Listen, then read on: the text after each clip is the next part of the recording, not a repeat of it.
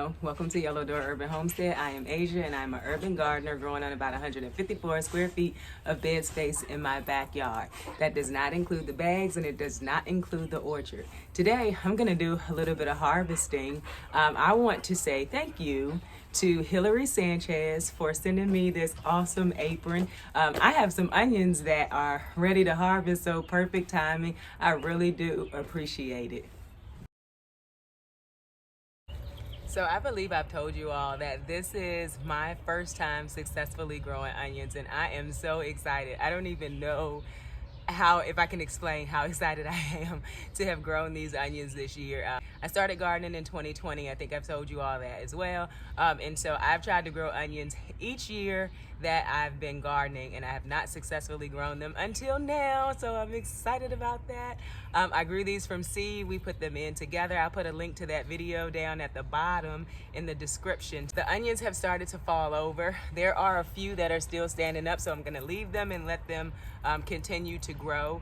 Last night, because I know this space is about to be free, I planted lettuce in the front. Hopefully these bags will kind of give it a little bit of shade so that they don't bulk quickly.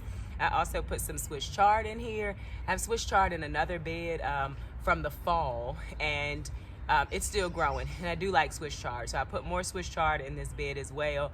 So hopefully once these onions are done, the Swiss chard and the lettuce will start to pop up, and I will have successfully succession sown vegetables as well and used my space as good as possible.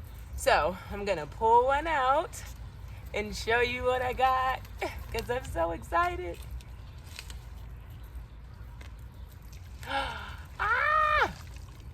I grew onions. I'm so excited. I harvested a few earlier this week, and they are down in the germination station because I finally cleaned that up, curing. So that's what I'm gonna do with these as well. So they're not huge, but I am excited about them. Gonna throw them in my apron, which I also really love. Hillary, if you are watching, I hope you're watching. I am very happy to have this apron. There's another one. So there's 3 left, and I'm gonna leave them until they fall over. But look at that onion harvest. I'm excited, so excited. So down in the laundry room where the germination station is, but it is clean. I have my laundry room back. I've done a few videos in here a couple of times starting seeds. And so this is where I'm going to let my onions cure. But I just want to show you all. That's some pretty decent sized ones. I'm excited. I'm learning every day. I'm probably gonna try again in the fall to grow onions over winter. But these were planted in the spring or maybe late winter. But if I don't successfully grow them over winter this year, I think I'll probably just do from seed, early spring or late winter, because I grew onions. And that's all that matters, right? Is I grew some onions. They're not the largest, but they are edible. And so that's how I'm gonna cure my onions this year that I grew from seed on my own. I am giving a new fertilizer a try. I think I have told you all that I really want to learn how to fertilize with what I have. So right now I have a bucket of comfrey sitting in some water, and I am going to give that a try once it is ready. But right now my plants are flowering, my plants are growing, and I need something to make sure that they continue. I normally use fish emulsion, but fish emulsion is very high in nitrogen.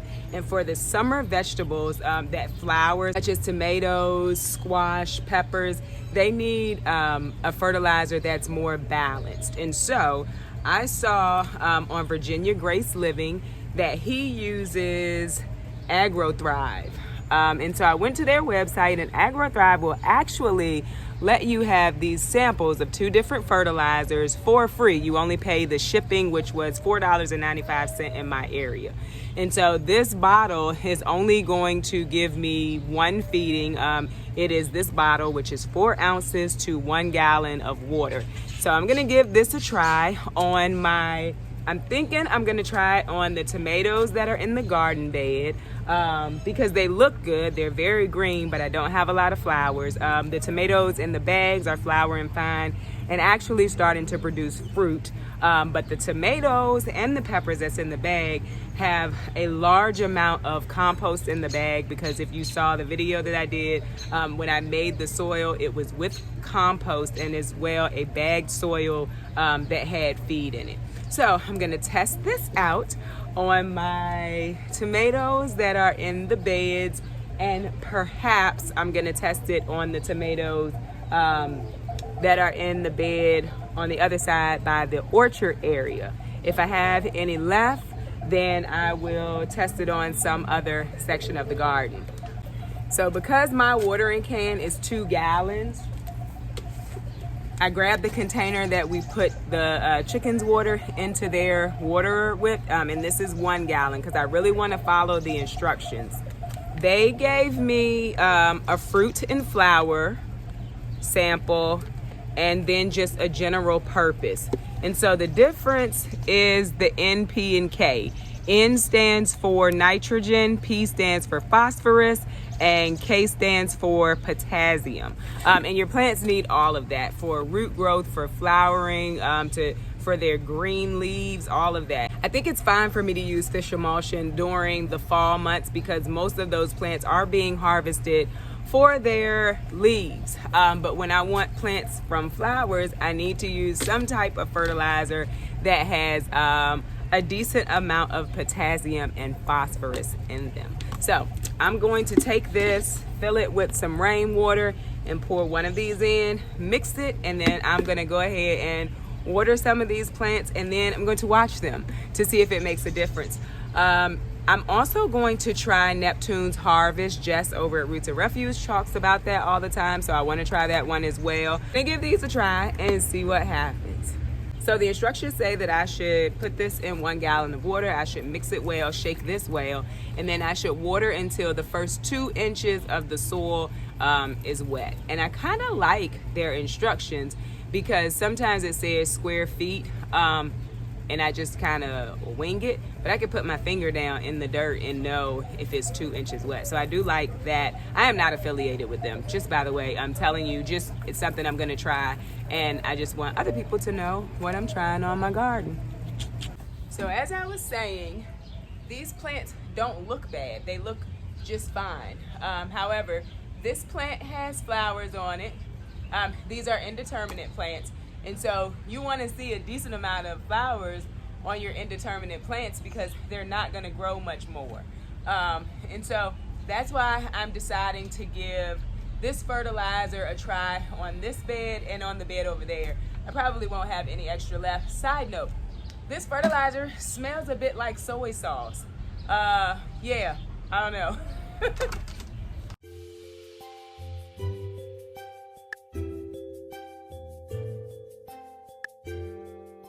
So I got a little bit on the leaves. I'm gonna go back through with a little bit of water and get it off of the leaves just because I've never used this product before. It is okay to get fertilizer on the leaves, don't get me wrong. And actually some plants will pull the nutrients through the leaves from the fertilizer. However, because I have not used it before and it's a little warm outside, I don't want them to burn. So I'm gonna go back through and rinse some of that off with just a little bit of water.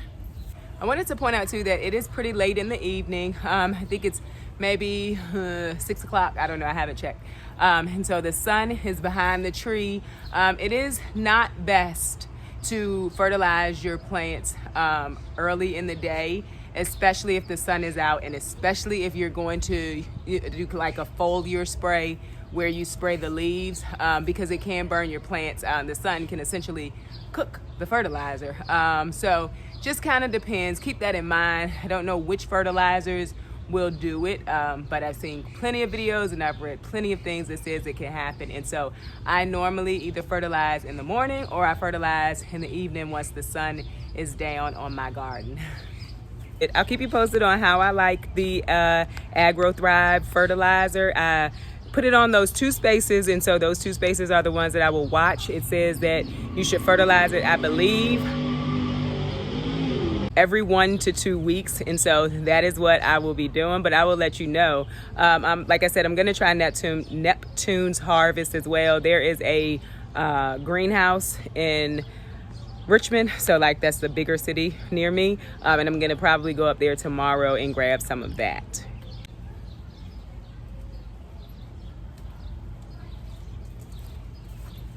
So it's that time again. Mint grows really, really fast. Here's a beautiful big old bee over here.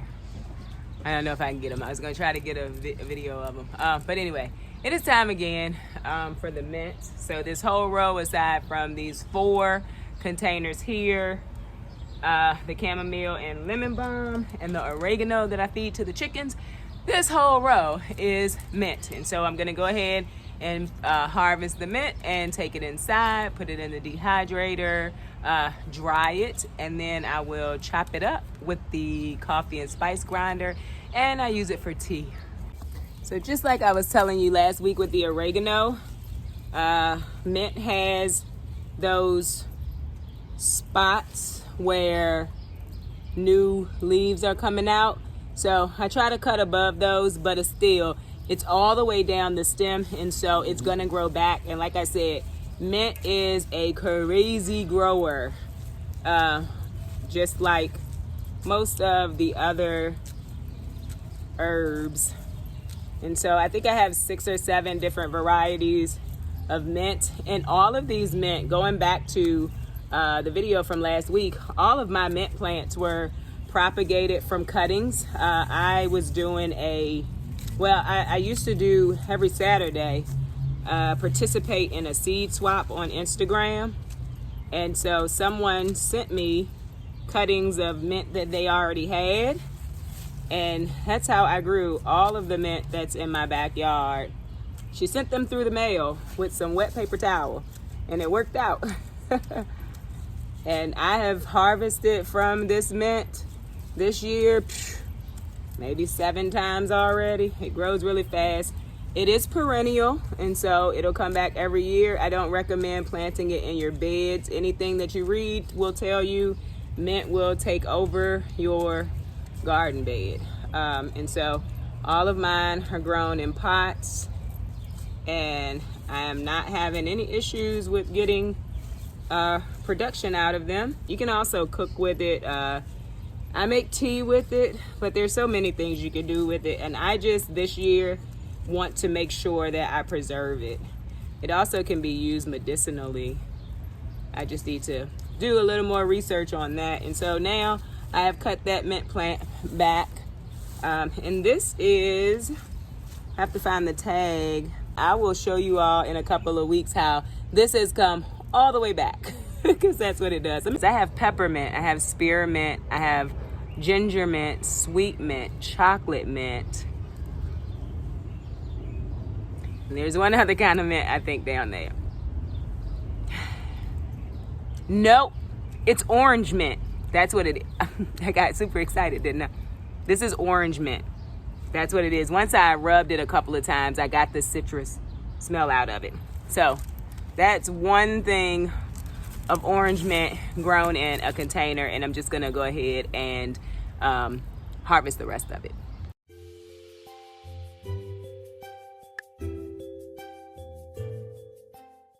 So I definitely probably should have cleaned up a little bit, like moved the cereal box.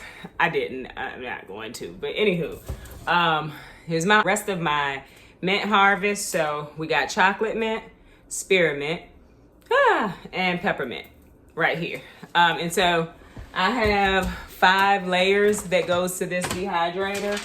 And just so that I know which mint was which, I write a list of layer 1, 2, and 3, 4 through 5. And that's what I do to these. Rinse them off, and put them on in the dehydrator. So I'm starting this on 140 at 5 hours. If I come back and it's not dry, then I'll just turn it back on. So I'm gonna go ahead and show you what I use to kind of grind it up. It's a Krups Silent Vortex 3-in-1. It is a coffee, spice, and dry herb grinder. So this is what I use for all of my herbs as well as when I do my egg preservation. Thanks for watching. I hope you have a wonderful week. I hope that you've gotten into your garden to do some things. I hope that your garden is thriving. Don't forget to like, share, subscribe if you're feeling it. Also, don't forget to visit me over on Instagram at Miss MS Asia Spradley, where I post about the things going on in the garden every day. Again, Hillary, thank you so much for this apron. I really do appreciate it. Bye, guys.